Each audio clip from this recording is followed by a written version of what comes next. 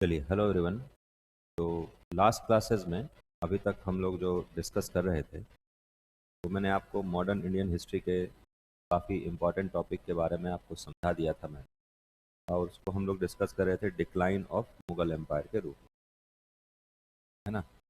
Decline of Mughal empire को हम लोग डिस्कस कर रहे थे, और काफ़ी इम्पोर्टेंट चीज़ें मैंने आपको इसमें बताई थी कि क्या ऐसा रीज़न रहा था, क्या ऐसे कारण थे जिस कारण से मुगल साम्राज्य का पतन होता है।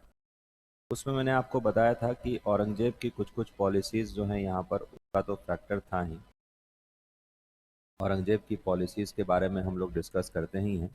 साथ ही साथ मैंने ये भी बताया था कि औरंगजेब के बाद जितने भी मुगल शासक हुए, वो उतने एफिशिएंट नहीं थे, वो वीक रूलर्स थे सारे। ठीक है। जिस कारण से भी यहाँ पर है, जो है हम लोग देखते हैं कि औरंगजेब की कुछ कुछ पॉलिसीज़ ऐसी थी जिसको बाद में भी रिवाइव नहीं किया जा सका। ठीक है ना, मुगल साम्राज्य को बाद के समय में भी रिवाइव नहीं किया जा सकता है, क्योंकि मुगल जो रूलर्स थे, औरंगजेब के बाद जितने भी मुगल रूलर्स हुए, वो काफ़ी वीक थे, कमज़ोर शासक।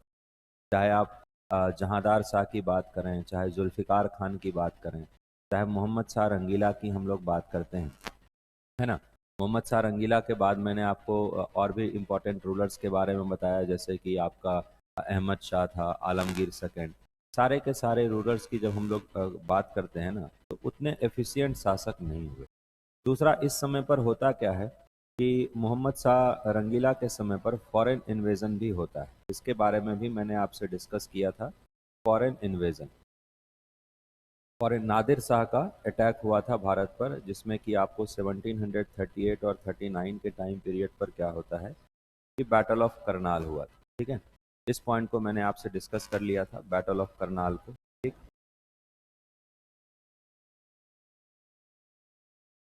ठीक है। बैटल ऑफ करनाल को मैंने आपसे डिस्कस किया था। ठीक है। पहली क्लास है आपकी आज। अच्छा अच्छा। मैंने डिक्लाइन ऑफ मुगल एम्पायर का टॉपिक क्लियर कर दिया है। ठीक है। नए टॉपिक को आज से स्टार्ट करने वाले हैं हम लोग। ठीक है। तो आप उसको ये कर सकते हैं। एक बार आपको ये मिल गया, पीडीएफ मिल गया, सर से मांग लीजिए आप एक बार। प्रिंट आउट होगा सर के पास, एक बार मांग लीजिए, ले लीजिए जाइए। या नहीं तो यहाँ पर भी है शायद, सेकंड, ये लीजिए।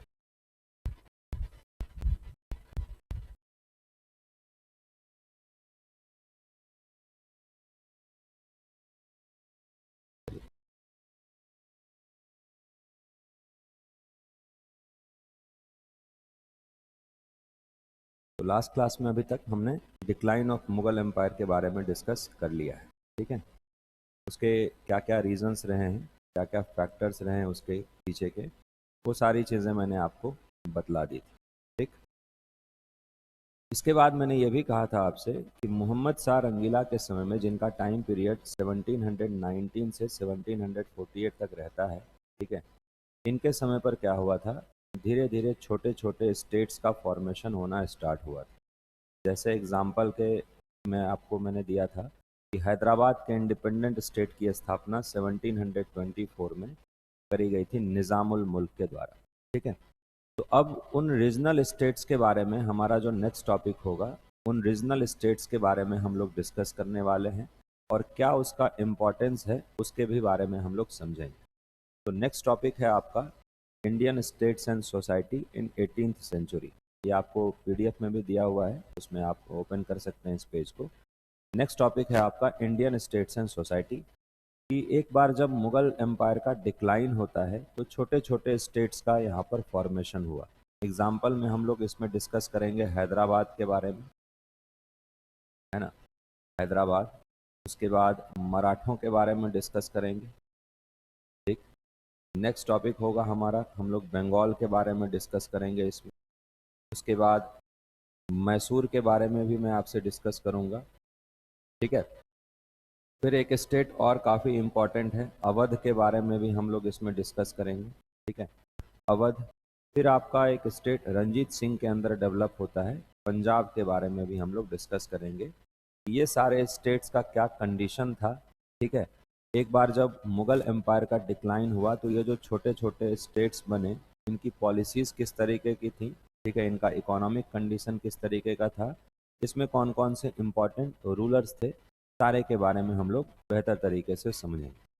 सबसे पहले मैं आपको हैदराबाद स्टेट के बारे में बताऊंगा। ठीक है, देखिए कल की भी क्लास में मैंने आपसे डिस्कस किया है कि हैदराबाद के इंडिपेंडेंट स्टेट का जो फॉर्मेशन था वो किया गया था निज़ामुल मुल्क के द्वारा। ठीक है, यहाँ पर भी आपके लिए लिखा हुआ है कि फाउंडर कौन थे हैदराबाद के इंडिपेंडेंट स्टेट की, निज़ामुल मुल्क, या इनको चिनकिलीज खान के भी नाम से जाना जाता है। इनका एक और नाम था चिनकिलीज खान।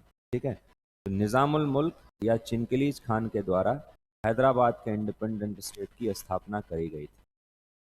ठीक है, 1724 में हैदराबाद का इंडिपेंडेंट स्टेट बनता है। आपको याद होगा, मैंने कल की क्लास में डिस्कस किया था आपसे कि जिस समय पर सैयद ब्रदर्स के हेल्प से मोहम्मद शाह रंगीला, है ना, मोहम्मद शाह रंगीला किसके हेल्प से शासक बने थे, सैयद ब्रदर्स के हेल्प से शासक बने थे। ठीक है, तो सैयद ब्रदर्स को मारने में, अब्दुल्ला खान और हुसैन अली खान को मारने में, उनको वजीर और मीर बख्शी के पोस्ट से हटाने में मोहम्मद शाह रंगीला का हेल्प निज़ामुल मुल्क ने ही किया था। ठीक है, निज़ामुल मुल्क के द्वारा ही मोहम्मद शाह रंगीला का हेल्प किया जाता है। ठीक है ना, और इस कारण से मोहम्मद शाह रंगीला ने निज़ामुल मुल्क को मुगल कोर्ट में वजीर का पोस्ट भी दे दिया था। ठीक, लेकिन 1724 में निज़ामुल मुल्क इस पोस्ट से, इस पद से इस्तीफ़ा दे देते हैं और हैदराबाद चले जाते हैं, दक्कन वाले क्षेत्र में, और हैदराबाद के इंडिपेंडेंट स्टेट की स्थापना निज़ामुल मुल्क के द्वारा करी गई थी। यहाँ पर एक बैटल बहुत फेमस है, 1724 में एक बैटल हुआ था जिस बैटल का नाम है बैटल ऑफ चक्र खेरा। ये आपके पीडीएफ में शायद नहीं होगा, आप चाहें तो लिख लें इसको, बैटल ऑफ चक्र खेरा। काफ़ी इम्पोर्टेंट बैटल है ये, 1724 में हुआ था। ये पहली बात तो ये है, किसके किसके बीच में हुआ था, ये हुआ था निज़ामुल मुल्क और मुबारिज़ खान के बीच में, है ना, निज़ामुल मुल्क और मुबारिज़ खान के बीच में ये बैटल हुआ था। मुबारिज़ खान उस समय पर हैदराबाद के सूबेदार हुआ करते थे। ठीक है, और निज़ामुल मुल्क जब हैदराबाद पहुंचते हैं तो उनको, मुबारिज़ खान को इस सूबेदार के पोस्ट से हटाना तो था, क्योंकि हैदराबाद पर अगर कब्जा करना है, हैदराबाद के इंडिपेंडेंट स्टेट की स्थापना करनी है, तो इस पोस्ट को तो यहाँ पर मुबारिज़ खान को हटाना ही पड़ेगा। ठीक है, सूबेदार के पोस्ट से। इसी कारण से 1724 में एक बैटल हुआ जिसे हिस्ट्री में बैटल ऑफ शक्र खेरा के नाम से जाना जाता है। काफ़ी इंपॉर्टेंट बैटल है। और इसके बाद ही 1724 में क्या हुआ, निज़ामुल मुल्क ने एक हैदराबाद के इंडिपेंडेंट स्टेट की स्थापना करी थी, है ना।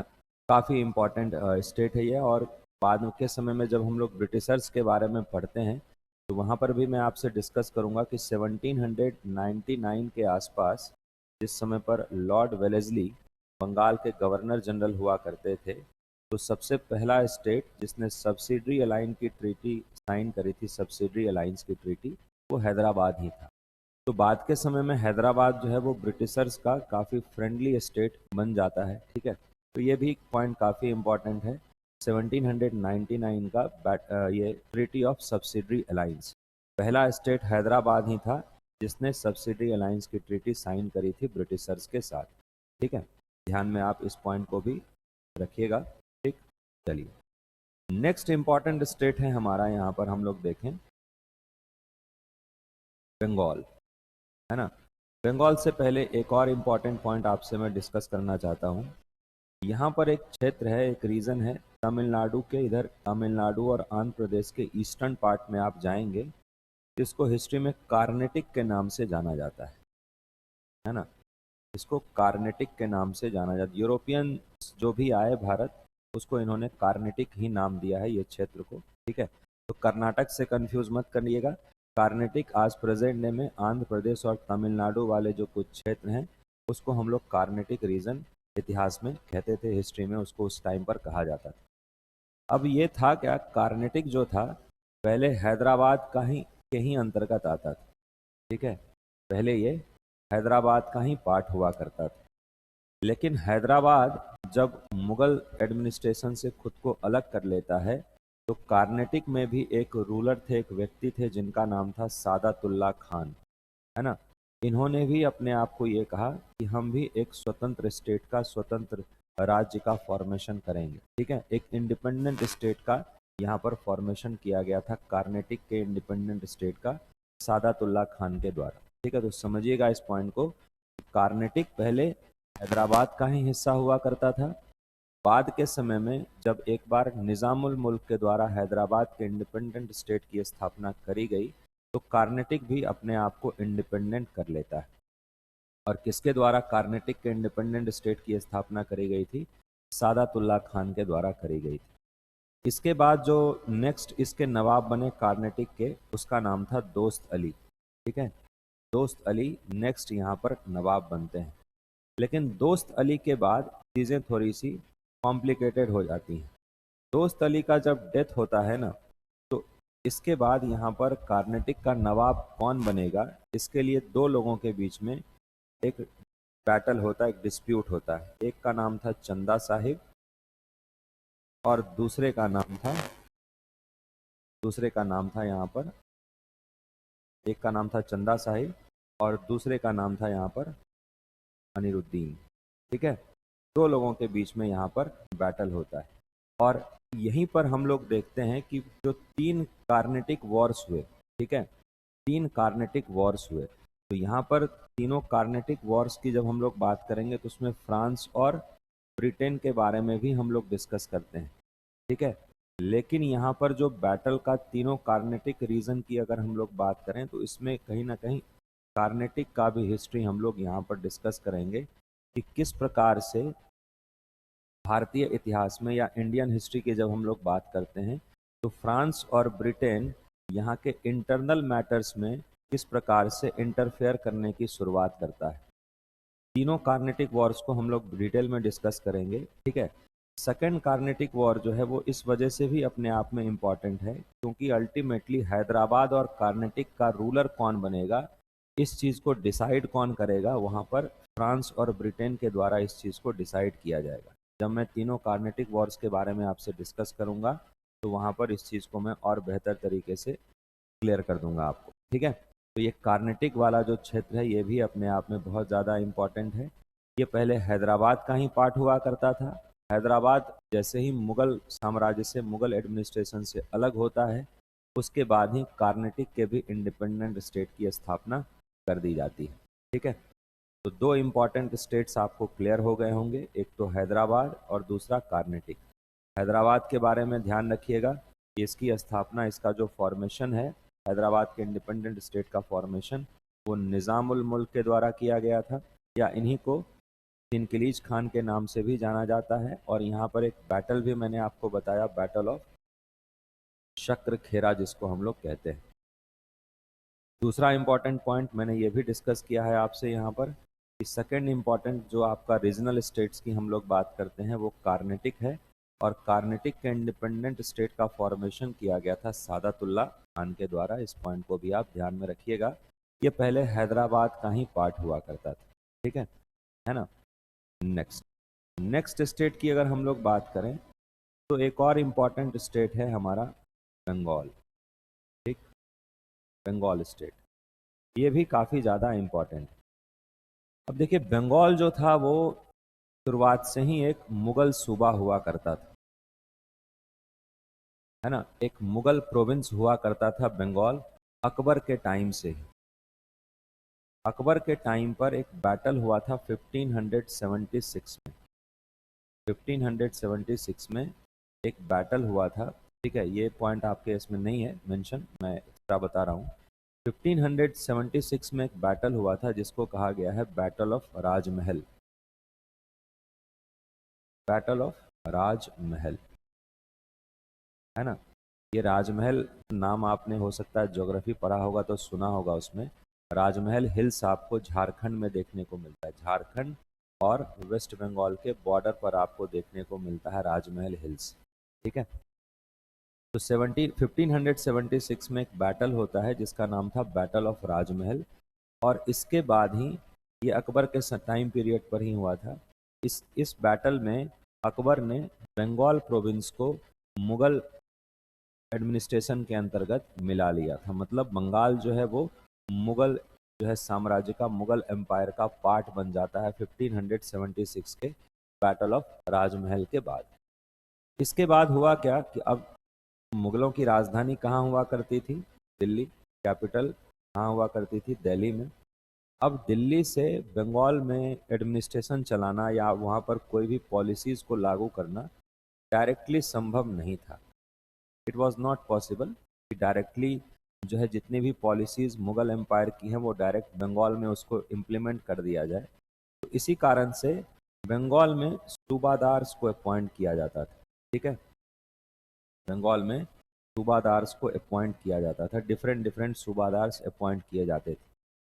औरंगजेब के समय पर भी यहाँ पर मुर्शिद कुली खान को 1700 में क्या हुआ था कि औरंगजेब के टाइम पीरियड पर, इस टाइम पर औरंगजेब का ही शासन हुआ करता था मुगल एम्पायर में, तो दीवान के पोस्ट पर, दीवान एक रेवेन्यू ऑफिशियल होता है, उसके पोस्ट पर मुर्शिद कुली खान को भेज दिया जाता है।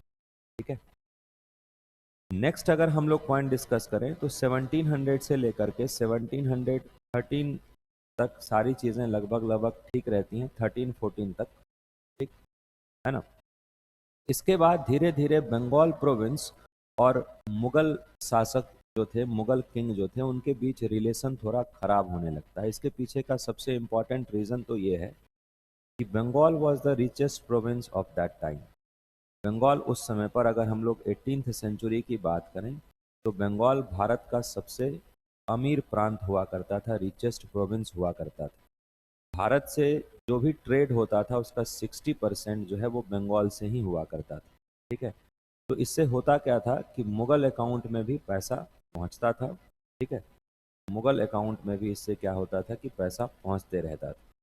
लेकिन 1717 में जब मैं आपको ब्रिटिशर्स के बारे में पढ़ाऊंगा, तो 1717 में जब हम लोग बात करते हैं तो मुगल शासक हुआ करते थे कौन? मुगल शासक हुआ करते थे फारूक सियार, है ना। 1717 में जो मुगल शासक थे, मुगल रूलर थे, वो थे फारूक सियार। ठीक, फारूक सियार यहाँ पर मुगल शासक हुआ करते थे जब हम लोग 1717 की बात करते हैं। और 1717 में फारूक सियार ने एक फरमान इशू किया था, फरमान। और इस फरमान में ये कहा गया था कि east India company, British east India company Bharat के किसी भी एरिया पर, किसी भी क्षेत्र पर जहाँ पर मुगलों का शासन है वहाँ ट्रेड कर सकती है। उनको किसी भी प्रकार का कोई टैक्स पे करने की आवश्यकता नहीं। ठीक है, वो टैक्स पे नहीं करना है उनको। दूसरा, अब बंगाल को जब आप देखते हैं तो बंगाल देखने में आपको यहाँ पर बे ऑफ बंगाल भी देखने को मिलेगा, है ना। तो बंगाल यहाँ पर एक कोस्टल स्टेट है। ठीक, तो यहाँ पर होता क्या था कि ईस्ट इंडिया कंपनी के शिप वगैरह भी आते थे। आज के टाइम में भी जब आप देखते हैं कि ट्रेड जो होता है तो भारत सरकार भी इंपोर्ट और एक्सपोर्ट ड्यूटी इम्पोज करती है गुड्स पर, प्रोडक्ट्स पर। ठीक है, तो यहाँ पर भी क्या होता था कि बंगाल में जो उस टाइम पर ये हुआ करता था, नवाब हुआ करते थे बंगाल के, जो सूबादार हुआ करते थे बंगाल के, तो ईस्ट इंडिया कंपनी के शिप्स पर ये लोग क्या करते थे? टैक्स इम्पोज करते थे। तो फारुखसियार के फरमान में एक बात और कह दिया गया था कि आप लोग यहाँ पर ईस्ट इंडिया कंपनी जो है वो दस्तक भी इशू कर सकती है ना, दस्तक या पासेज इशू कर सकती है। इन पासेज को इशू करने के बाद ईस्ट इंडिया कंपनी को ये अधिकार, ये राइट्स मिल जाते हैं कि वो बिना टैक्स पे किए ही यहाँ पर क्या कर सकते हैं? बंगाल में ट्रेड कर सकते हैं। इस कारण से बंगाल को रेवेन्यू का काफ़ी लॉस हो रहा था।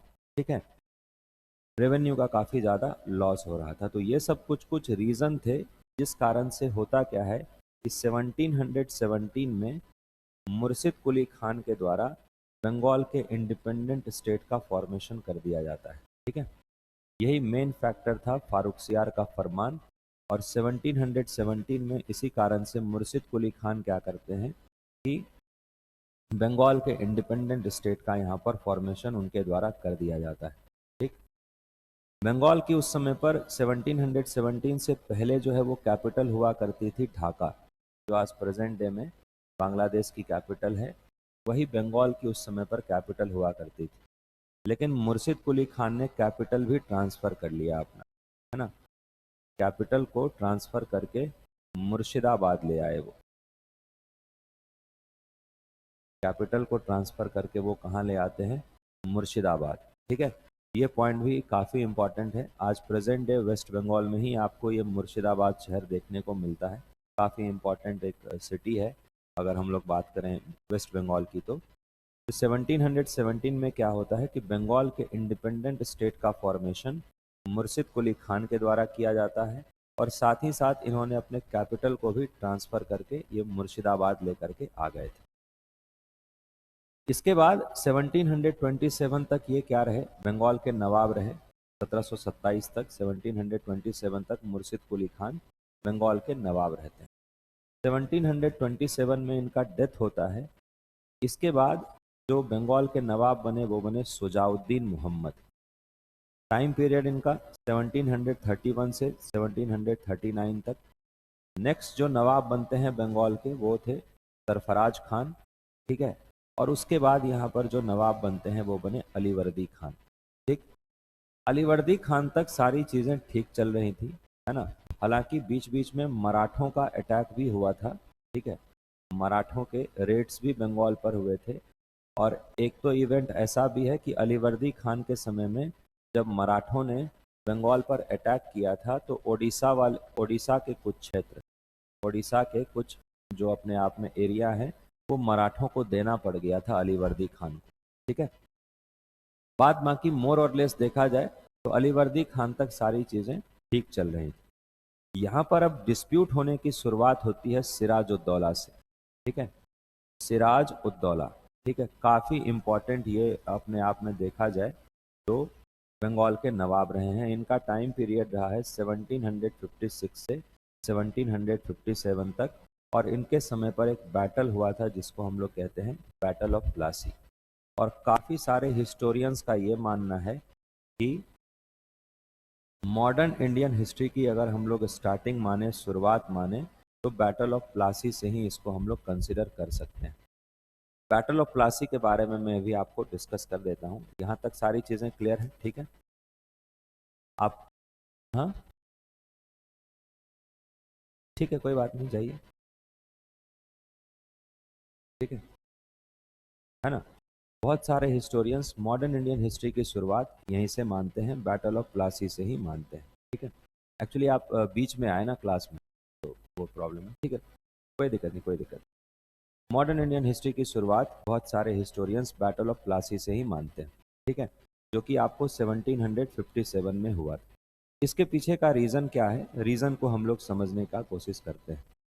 देखिए, एक इससे पहले की अगर हम लोग बात करें तो जब मैं आपको east India company, British east India company के बारे में आपको डिस्कस करूंगा, बताऊंगा, तो यहाँ पर हम लोग देखेंगे कि जो कैप्टन विलियम हॉकिंस थे वो जहांगीर के कोर्ट में आए थे। जहांगीर ने उनको काफ़ी सारी trading facilities, trading centres establish करने का परमिशन दिया था। धीरे धीरे ब्रिटिश ईस्ट इंडिया कंपनी के काफ़ी सारे ट्रेडिंग सेंटर्स इस्टेब्लिश होते हैं। कहाँ पर? पूरे भारत में, जहाँ जहाँ पर मुगलों का शासन हुआ करता था। एक बैटल हुआ था औरंगजेब के समय में, east India company versus Aurangzeb.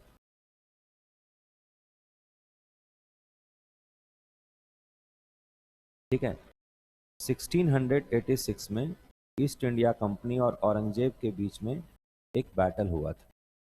इस बैटल में ईस्ट इंडिया कंपनी को बुरी तरीके से हार का सामना करना पड़ जाता है। ठीक है, और औरंगजेब ने ईस्ट इंडिया कंपनी की जितनी भी फैक्ट्रीज थी, है ना, जितनी भी फैक्ट्रीज थी सबको कैप्चर कर लिया था। औरंगजेब के द्वारा ईस्ट इंडिया कंपनी के सारे फैक्ट्रीज को कैप्चर कर लिया जाता है।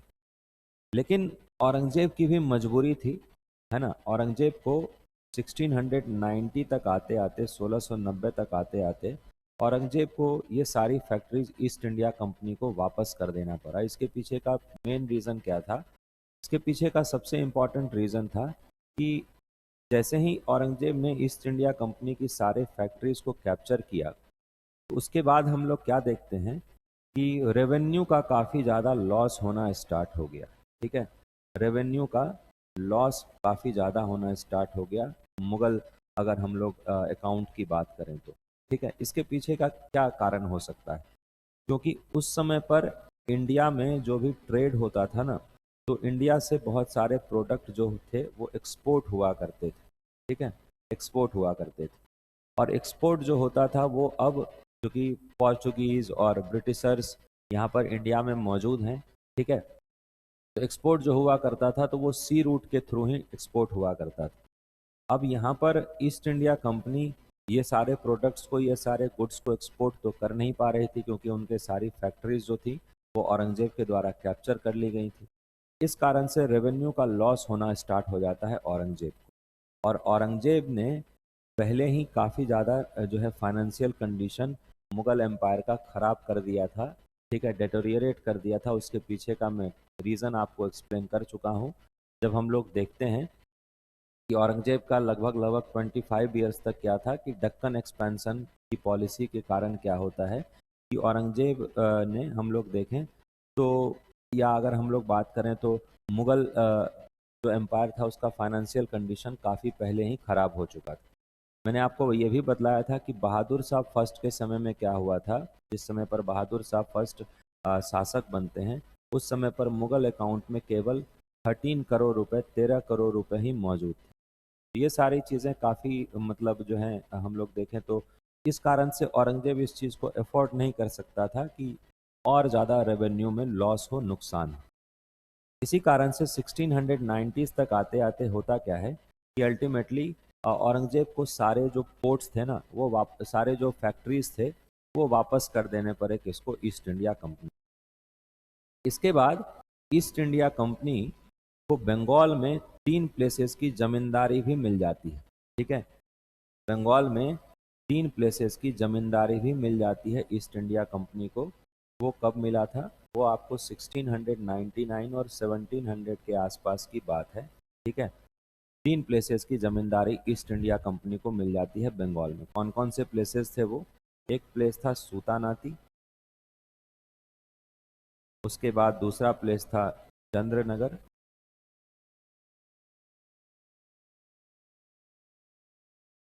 और तीसरा प्लेस था यहाँ पर कालीघाट। कालीघाट, इन्हीं तीनों प्लेसेस को मिला करके बाद में कलकत्ता शहर को भी यहाँ पर इस्टेब्लिश किया गया था। ठीक है, कलकत्ता शहर को भी इन्हीं तीनों प्लेसेस को मिला करके बनाया गया था। ठीक है, तो इन तीनों प्लेसेस की जमींदारी यहाँ पर ईस्ट इंडिया कंपनी को मिल जाती है, और यहीं पर कलकत्ता में ही जो है ईस्ट इंडिया कंपनी एक इम्पॉर्टेंट फोर्ट का भी निर्माण कर देती है। An important fort was formed at the place of Calcutta, and its name was Fort Saint William. Fort Saint William. Fort Saint William का भी फॉर्मेशन किया जाता है कलकत्ता में। ठीक है, और यही फोर्ट सेंट विलियम ही मेन कारण था, मेन रीजन था बैटल ऑफ प्लासी का। क्या इसके पीछे का रीजन था? देखिए, होता क्या है कि मैंने अभी आपको बंगाल के कुछ कुछ इम्पोर्टेंट नवाब्स के बारे में डिस्कस किया है। उसमें हमने क्या देखा? मुर्शिद कुली खान को देखा। ठीक है, उसके बाद शुजाउद्दौला को देखा, फिर सरफराज खान के बारे में हमने डिस्कस किया, फिर अली वर्दी खान के बारे में डिस्कस किया। मैंने ये भी बताया आपको कि इन चारों, ये जो चारों नवाब थे, उनके समय तक आते आते सारी चीज़ें एकदम सही तरीके से चल रही थी। ठीक है, कोई भी जो है, अगर हम लोग देखें तो लॉ एंड ऑर्डर में कोई बहुत ज़्यादा परेशानी का सामना नहीं करना पड़ रहा था। लेकिन सिराजुद्दौला के टाइम की अगर हम लोग बात करें, है ना, 1756 तक के अगर हम लोग टाइम पीरियड की बात करते हैं, तो इस समय तक ब्रिटिशर्स काफ़ी ज़्यादा, अगर हम लोग देखें तो इंथुजियास्टिक भी थे। क्यों थे? 1756 में एक इम्पॉर्टेंट इवेंट हुआ था। 1756 में एक इम्पॉर्टेंट इवेंट होता है जिसको हम लोग कहते हैं second Carnatic war. Second Carnatic war कहा जाता है। ठीक है, इसके बारे में मैं आपसे बाद की क्लासेस में डिस्कस करूंगा कि 1756 में सेकेंड कार्नेटिक वॉर हुआ था। और इस सेकेंड कार्नेटिक वॉर में होता क्या है कि ईस्ट इंडिया कंपनी को बहुत ज़्यादा सक्सेस मिलता है। ठीक है, यहाँ पर फ्रांसीसी आर्मी को ये लोग हराने में सक्सेसफुल रहते हैं। ठीक है, तो इनको ये लग रहा था, ईस्ट इंडिया कंपनी को ये लग रहा था कि अगर कार्नेटिक में इनको सक्सेस मिल गया है तो बंगाल में भी इनको सक्सेस मिल सकता है। बंगाल का भी जो प्रोविंस है, बंगाल का भी जो प्रांत है, वो ईस्ट इंडिया कंपनी के एडमिनिस्ट्रेशन के अंतर्गत मिलाया जा सकता है। इस कारण से 1756 में क्या होता है, 1756 में होता क्या है कि यहाँ पर हम लोग देखें तो फोर्ट सेंट विलियम जो कि कोलकाता में इस्टेब्लिश किया गया था 1700 के आसपास, ये मैंने आपको बतलाया। ठीक है, फोर्ट सेंट विलियम में अपनी आर्मी इस्टेब्लिश कर देती है ईस्ट इंडिया कंपनी, है ना। फोर्ट सेंट विलियम में अपनी army east India company establish कर देती है।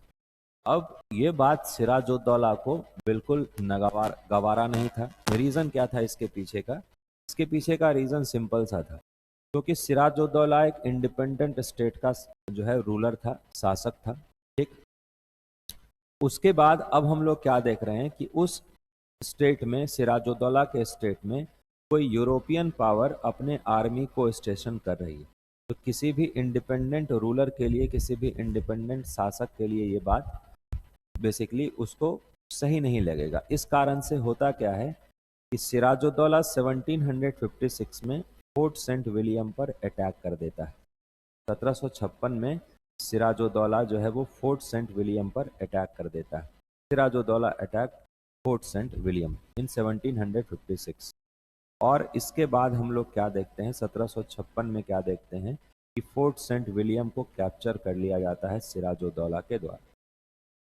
फोर्ट सेंट विलियम को सिराजुद्दौला के द्वारा कैप्चर कर लिया जाता है। ठीक है, फोर्ट सेंट विलियम को सिराजुद्दौला के द्वारा कैप्चर कर लिया जाता है। तो यहाँ पर अब हम लोग क्या देख रहे हैं, फोर्ट सेंट विलियम को जैसे ही सिराजुद्दौला के द्वारा कैप्चर किया गया, तो यहाँ पर एक काफ़ी इम्पॉर्टेंट इवेंट भी बहुत फेमस है। एक इवेंट बहुत फेमस है इस टाइम पीरियड का, जिस इवेंट का नाम है ब्लैक होल ट्रेजेडी, है ना। Black hole tragedy. अब बहुत सारे, हालांकि इसके पीछे के कोई प्रूफ हमारे पास मौजूद नहीं है कि ब्लैक होल ट्रेजेडी सही में हुई थी नहीं हुई थी। इसके लिए कोई फुल प्रूफ हमारे पास हालांकि नहीं है, लेकिन फिर भी बहुत सारे ब्रिटिश हिस्टोरियंस ये मानते हैं कि ये इवेंट हुआ था। ठीक है,